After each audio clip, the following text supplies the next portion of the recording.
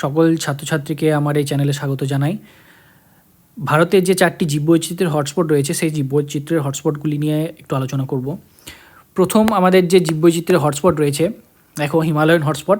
এই হিমালয়ান হটস্পটটা কোন এরিয়া জুড়ে, কোন অঞ্চল জুড়ে অবস্থান করছে সেটা একটু দেখে নাও। নেপাল, ভুটান, সিকিমের কিছু পার্ট, হিমাচল প্রদেশ, কাশ্মীর, লাদাখের কিছুটা অংশ, উত্তরাখণ্ড, হ্যাঁ এই অঞ্চলগুলো, অরুণাচল প্রদেশের কিছুটা পার্ট। তো এরকমভাবে কিছুটা পার্ট রয়েছে।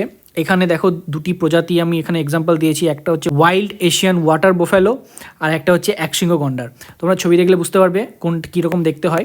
হ্যাঁ, একশৃঙ্গ গন্ডার।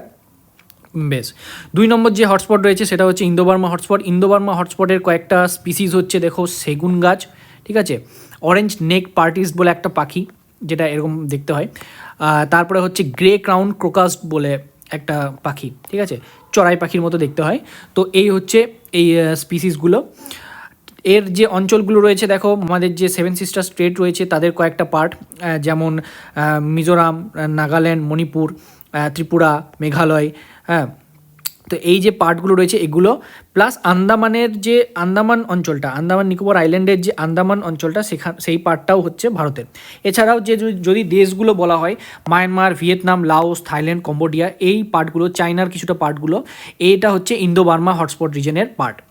এরপরে 3 নম্বর হচ্ছে পশ্চিমঘাট ও শ্রীলঙ্কা হটস্পট। পশ্চিমঘাট এবং শ্রীলঙ্কা বুঝতেই পারছো যে পশ্চিমঘাট পর্বতমালা যেটা রয়েছে তার আশেপাশের যে অঞ্চলটা রয়েছে সেটা হচ্ছে এই পশ্চিমঘাট পর্বত, এবং শ্রীলঙ্কা দেশ হিসেবে রয়েছে।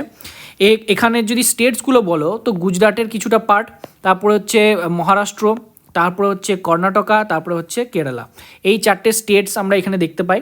এখানকার যে দুটি আমি এক্সাম্পল দিচ্ছি সেটা হচ্ছে, দেখো lion tailed macaque. Lion tailed macaque হচ্ছে এই প্রাণীটা হচ্ছে লায়ন টেল্ড ম্যাকাক, একটা বানরের নাম, ঠিক আছে, সিংহের মতো কেশর থাকে তাই এটাকে লায়ন টেল ম্যাকাক বলা হয়। আর একটা হচ্ছে নীলগিরি তাহার।